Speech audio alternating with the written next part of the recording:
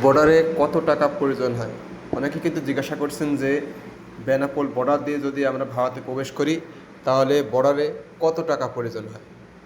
Benapole border দিয়ে যদি ভারতে যান তাহলে আপনাদেরকে ভ্রমণ ট্যাক্স বাবদ ১,০০০ টাকা দিতে হবে এবং পোর্ট ট্যাক্স বাবদ ৬০ টাকা ১১ পয়সা দিতে হবে। তার পরবর্তীতে আপনি যখন ভারতে প্রবেশ করবেন তখন আপনাকে ভারত সরকারকে পোর্ট ট্যাক্স বাবদ ২০০ রুপি দিতে হবে।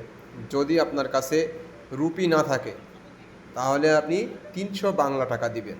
তাহলে এখানে মোট খরচ আছে এখানে ১,০০০ টাকা ট্যাক্স এবং ৬০ টাকা পোর্ট ট্যাক্স, ১,০৬০ টাকা এবং ভারতে বাংলাদেশি ৩০০ টাকা।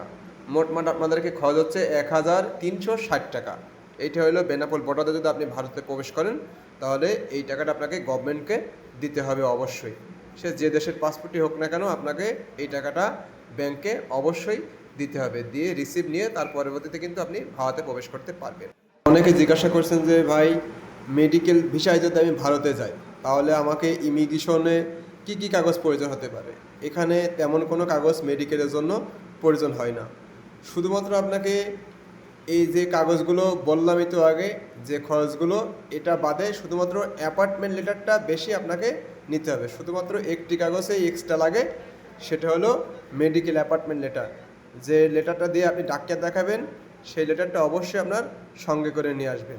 কত তারিখে আপনি ডাক্তার দেখাবেন ওই লেটারে কিন্তু লেখা আছে, সেজন্য এটা অবশ্যই গুরুত্বপূর্ণ। আর আজকের কিন্তু দেখছেন যাত্রী কিন্তু কিছুটা বেশি দেখা যাচ্ছে, কিন্তু আজকের কিন্তু কিছু যাত্রী বেশি আছে। আপনারা কিন্তু লাইনে দেখছেন যাত্রী কিন্তু আজকের মোটামুটি অনেকটাই বেশি আছে। আজকে শনিবার, যাত্রী কিন্তু তবুও কিন্তু বেশি আছে। এখানে কিন্তু অনেক ইন্ডিয়ান যাত্রীও আছে, ভারতীয় পাসপোর্ট যাত্রী কিন্তু অনেক আছে এখানে এবং বাংলাদেশি। অবশ্যই কিন্তু এখানে মেডিকেল ভিসা যাচ্ছে। ট্যুরিস্ট ভিসা কিন্তু আমরা অনেক সীমিত মানুষকেই দেখছি যে ট্যুরিস্ট ভিসা নিয়ে ভারতে প্রবেশ করছে। একটা কথা আপনারা অনেকে জিজ্ঞাসা করছেন যে ভাই বাংলা টাকার রেট কত আছে। আমি কিন্তু বারবার বলেছি বাংলা টাকার রেট কিন্তু প্রতিদিনই পরিবর্তন হয়, তবুও কিন্তু আমি প্রতিদিনই ইনশাল্লাহ আপনাদেরকে জানিয়ে দিচ্ছি। আজকের বাংলাদেশি টাকার রেট আছে, আজকে যদি আপনি ১০০ টাকা বাংলা টাকা দেন তাহলে আপনাকে ৭৯ টাকা ৩০ পয়সা দিচ্ছে। আজকের কিন্তু রেটটা একটু বেড়েছে, কিন্তু গত ২ দিন আগে কিন্তু ৭৮ টাকা প্লাস রেট ছিল। আজকের কিন্তু কিছুটা রেট বেশি হয়েছে দেখা যাচ্ছে। আজকের রেট ১০০ বাংলা টাকা দিলে আপনাকে ৭৯ টাকা ৩০ পয়সা দিচ্ছে আজকের। হয়তো বা আবার কম বেশি হতে পারে আগামীকাল, এটা কিন্তু প্রতিদিনই পরিবর্তন হয়। আর সকালে কিন্তু ইমিগ্রেশনও কিন্তু খুলে দিয়েছে, সকল যাত্রী কিন্তু ইমিগ্রেশনে প্রবেশ করেছে। যে লাইন বাই লাইন আপনারাও দেখছেন, সিরিয়াল বাই সিরিয়াল কিন্তু সকল যাত্রী কিন্তু ইমিগ্রেশনের দিকে প্রবেশ করছে। দেখুন সকলে কিন্তু লাইনে দাঁড়িয়ে আছে।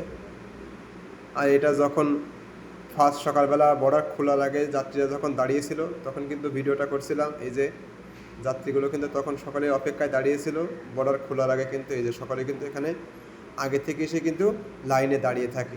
সকাল থেকে কিন্তু সকাল লাইনে দাঁড়িয়ে থাকে, তাতে করে ফার্স্ট সবাই ইমিগ্রেশনে প্রবেশ করতে পারে। সেজন্য কিন্তু সকলে আগে কিন্তু ইমিগ্রেশন লাইনে দাঁড়িয়ে থাকে। বড় বিষয়ে কারো কোনো প্রশ্ন থাকলে অবশ্যই আমাদের কমেন্টসে জানান।